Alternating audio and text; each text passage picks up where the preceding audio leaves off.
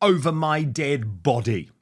I'm told that is the verdict of Prince William to the idea of any type of reconciliation with his brother, Prince Harry, his increasingly desperate, his increasingly deluded brother, Prince Harry. And it's not just my reporting that suggests William is 100% opposed to any type of rapprochement with his dastardly brother, not to mention, by the way, the woman who caused all the issues in the first place, Meghan Markle. We're going to get the verdict of Angela Levin, Prince Harry's biographer, in just one moment. But first, let's take a look at Piers Morgan's scathing verdict. This is a delusional, treacherous, bitter little man who's completely lost touch with all reality, a multi-millionaire who's raked in a fortune by regularly abusing his family and regurgitating private stories in books and TV shows while simultaneously lecturing the rest of us about not invading privacy. It's quite extraordinary, isn't it, that he should expect us to pay for him to live as a celebrity. In a half-hearted appeal to the sympathy vote, he said he would like to reconcile with his father before crudely and shockingly speculating on his father's battle with cancer. Now, remember, Piers Morgan, as we know, speaks directly to Queen Camilla and Princess Beatrice and Eugenie. This was his take on William's response to the idea of some sort of make-up with his little bro. Is that the Princess of Wales and the Duchess of Sussex are attempting to reconcile. The brothers are attempting to reconcile Absolutely Harry untrue. with the father. I don't. Absolutely untrue. I really hope that what I've read... I'm told Prince William would literally rather shoot himself. Honestly, I hope that what I've read is true because it's important. No, you are seeing a decline in the status of the monarchy. Together is stronger. Together is stronger. Angela Levin, I'm hearing over my dead body. Piers Morgan is hearing that William would rather shoot himself. What's your take on all of this? Well, I mean, Harry has been absolutely revolting, hasn't he? Yep. That's not the way to behave. But it's also so mixed up. One sentence is saying, you know, I will forgive them.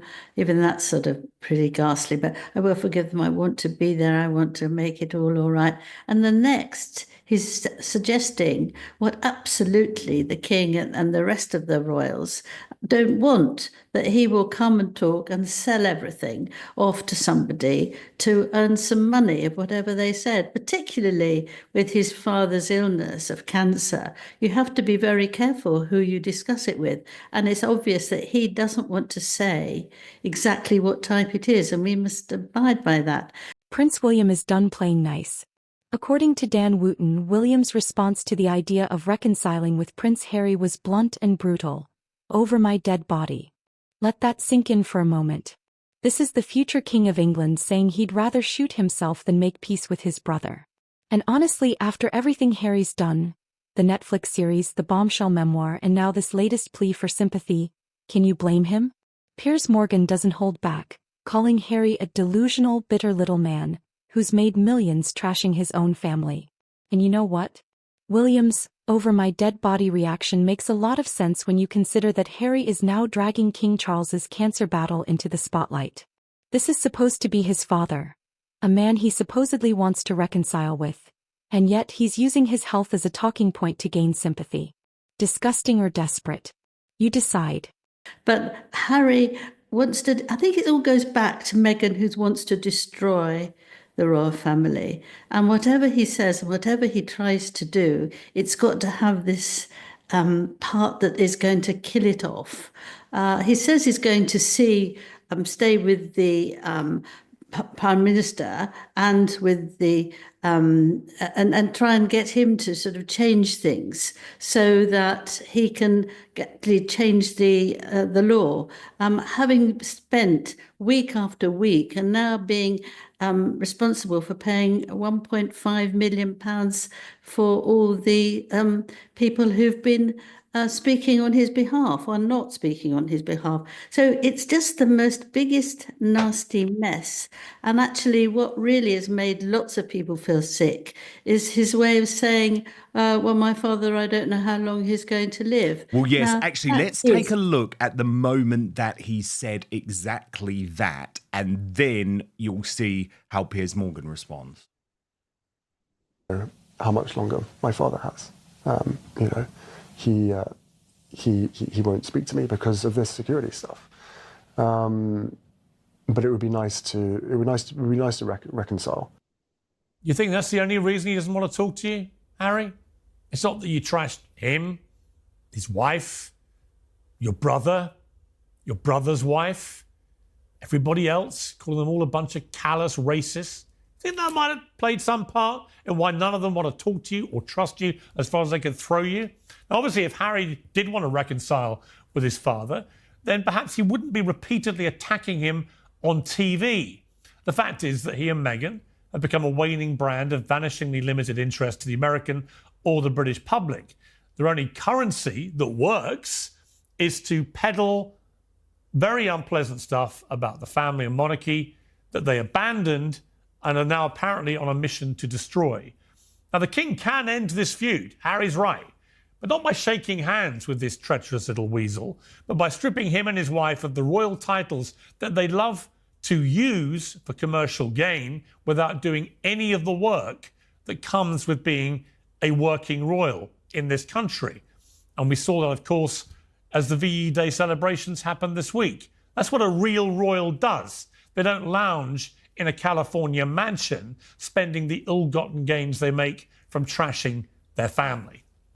And Angela, I think there is this increasing pressure coming down on the king to just say enough is enough. I mean, remember, Angela, in this interview, Harry comes very close. I mean, I would actually argue that he does clearly suggest that the royal family was trying to kill him.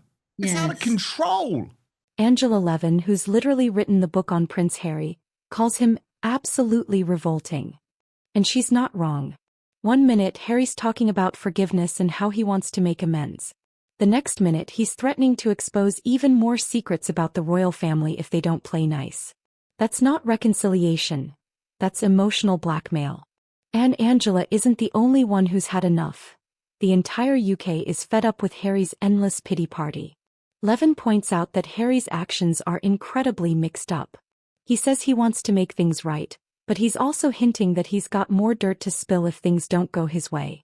Is that a reconciliation attempt or a veiled threat? You tell me. Yes, that is completely out of.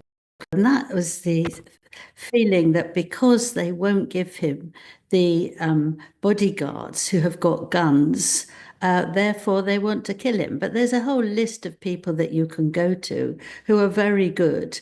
And even if he doesn't get to those, if he's coming for a special reason to see his father or to be involved in something royal, then he will automatically get very good, very high rating, protection. But actually, for somebody who wants to do nothing towards the royal family, won't actually help out with anything, why on earth does he think he deserves this? He says because he wants to bring his children, but that's not an answer. The children couldn't care less because they don't know anything about it. Meghan says she's never going to come, but you see, if she got 24/7 protection, she'd be there and she'd be taking as much information as she could, which she would then offer it to Netflix. You see, you can't trust them, what they're doing. That's why people can't talk to them. I remember that Princess Anne said something, I think it was after Prince Philip's death, and she said, the only thing we can talk about, Harry, now is the weather. And I think that's actually quite right. So it's been going on for years, and he won't absolutely accept it or understand it or make some sort of offer. He can't just say, well, I think I will forgive them now, and not want to apologise himself. He's got masses to apologise, masses and masses. And Meghan, of course, won't let him because her attitude is extraordinary. If anybody's trying to kill the royal family, it's her. The royal family is not Well, trying to kill indeed. him. And especially given the stress she put the late Queen Elizabeth II and Prince Philip under.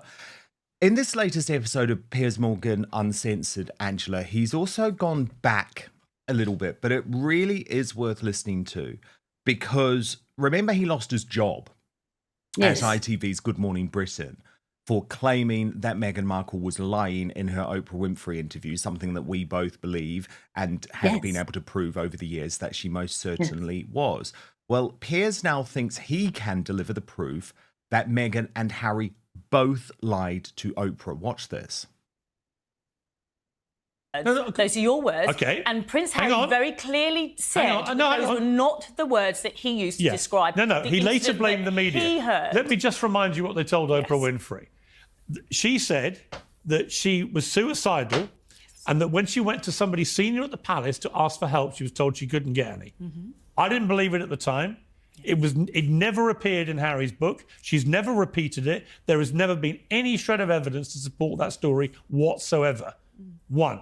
Secondly, we now know from Omid Rabies, or whatever his name is, that arse-licking little bird that does whatever they tell him to do, from a book that appeared in Holland, and I was the one that revealed this, that he reported that the two royals who Meghan Markle claimed had been racist about the skin colour of her baby even before it was born. Well, Harry had raised in conversation they had raised with Meghan Sussex.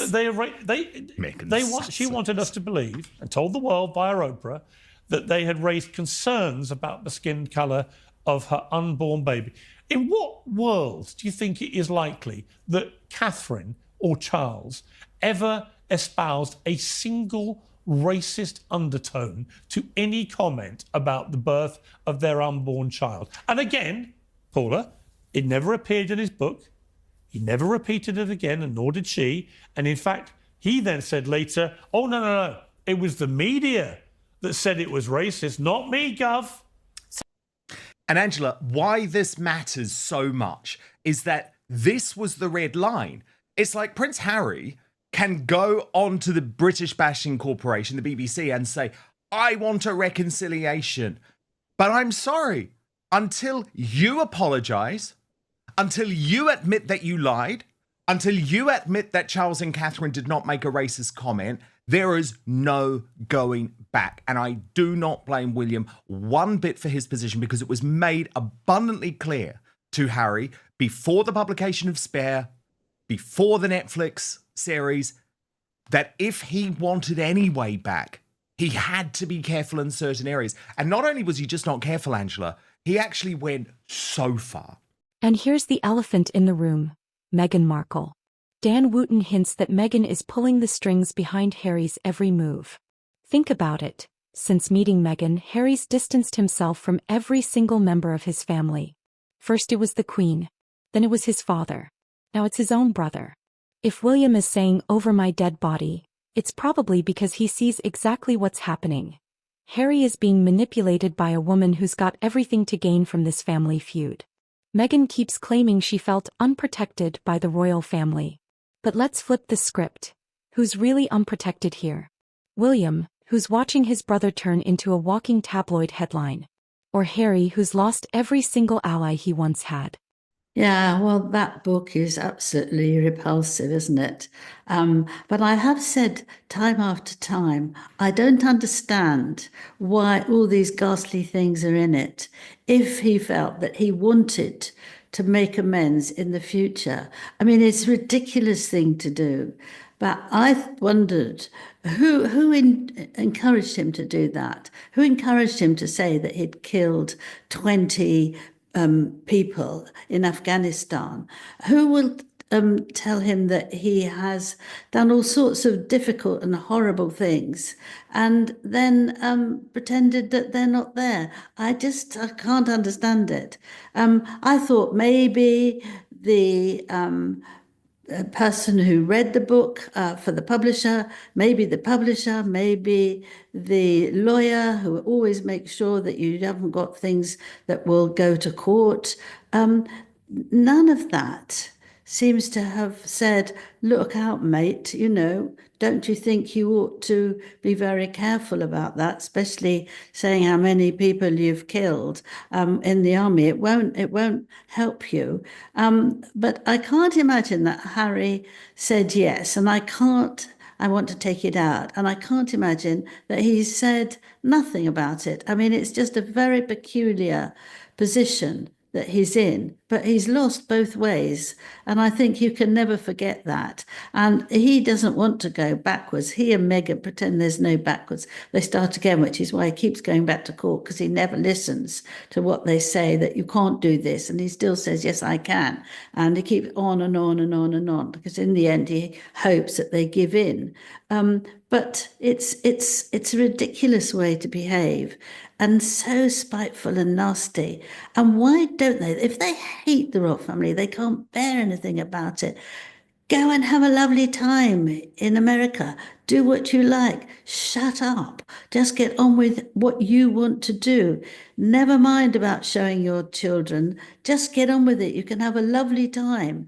But actually, this horrible, nasty, spiteful, awful part of them is just pouring out now. They just really seem to be going ahead with this because they really want to try. It's a time when they really want to try non-stop to make everything fall. And they've taken advantage of the illness, and they take advantage of the ages of the royal family. And it stinks terribly. I also love the fact that Piers just knows how to burst all of Meghan's bubbles, right? And he does so quite spectacularly because, remember, he knew her. Meghan Markle was desperate to be BFFs with Piers Morgan, or maybe even more, who knows? Desperate for that before she met Harry.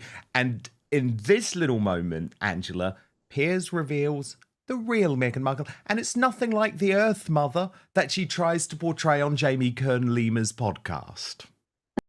I knew her a bit before she met Harry. She was nothing like that. She didn't speak like that. Her mannerisms weren't like that. This is all fake, right? She was a real hard-nosed LA girl, right, who was on the fast track. Yeah. Now she's like this, oh, I'm soft, I'm mummy, I'm this. It's all bullshit. Piers Morgan is not holding back. He says Harry's not only burned the bridge with his brother, he's set the entire royal institution on fire. And the British public is watching. Harry's approval ratings are in the gutter, and every time he opens his mouth he loses more support. If he thinks dragging Charles's health issues into the spotlight is going to win people over, he's sadly mistaken. It's true. There's nothing soft about her. She's as ruthless and Californian as you can get. Yes, I agree. She's, I don't think you can actually feel sorry or compassion for anyone like that. She is absolutely revolting. I think she's terrible. And what upset me terribly was her saying, to Jamie Kern-Lima, where she had this podcast, that I've never been happier. I've never been happier, with a very soft voice and touching her face, which she did a great deal. And you think, what sort of human being are you? You look at your husband and he's in a desperate state. He doesn't know what he's saying, how he's saying it. He's a very, very ill man. And you think you've never been happier. I mean, what's the matter with you? Totally.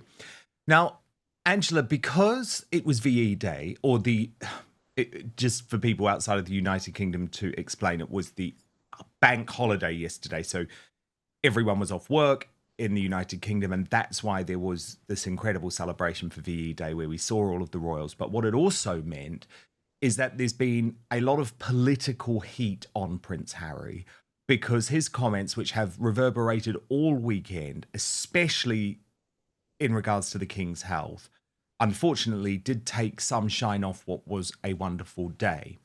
And Nigel Farage, during the fly past and the balcony appearance on GB News was extremely critical of Prince Harry.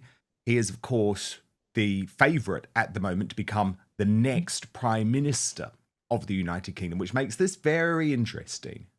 I mean, again, for people outside of the United Kingdom, politicians don't usually like to get involved in the business of the royal family, the personal business, but that is extremely tough criticism from Nigel Farage, potentially the next Prime Minister of the United Kingdom. Oh, good for him, actually. I think that he was quite right to do that. I think when things get to a certain level, you have to forget about what job you've got and what you've really, got to say, and actually speak from your heart. And actually to respect the king is very important. Even if he doesn't follow the monarchy. I mean, it's just common sense that you do pay respect to the people who are in our monarchy, and we want to thank them. And it was very lovely because you could feel British and everything was going right, and that we are the country that makes wonderful efforts to make celebrations for these things. 80 years is a long time, and it's wonderful that they can do it, that the soldiers will march, and there'll be wonderful things and beautiful people sitting there looking at the sky to see the planes. And there's something very, very special about it, I think, that we do very, very well. This is beyond redemption. Wootton even suggests that Harry is lining up his next Woe Is Me memoir. At this point, what more can he say? He's already trashed his family, his country, and his brother. What's next? An Oprah sequel? A Netflix special called How I Lost Everything? Because that's the direction he's headed. So where does this leave Harry and Meghan? Dan Wootton says it best. They're becoming toxic even in Hollywood. Once you've burned every bridge with your family and made millions off your personal drama, what's left? How many more people can Harry throw under the bus before he realizes he's the one being driven off a cliff? And Meghan? Well, as long as she's got Harry isolated and desperate for relevance, she's got exactly what she wants. Angela Levin issues a stark warning. Harry is running out of allies. And once Meghan's had her fill of drama and cash, will she stick around? Or will Harry find himself alone and exiled from both his family and the public? That's the million-dollar question. All right, folks, that's today's breakdown of William's explosive, over my dead body response to Harry and Meghan. If you think Harry has finally crossed the line, hit that like button, subscribe for more royal revelations, and drop a comment below. Is William right to shut the door on Harry? Or is there still hope for reconciliation? Let me know what you think.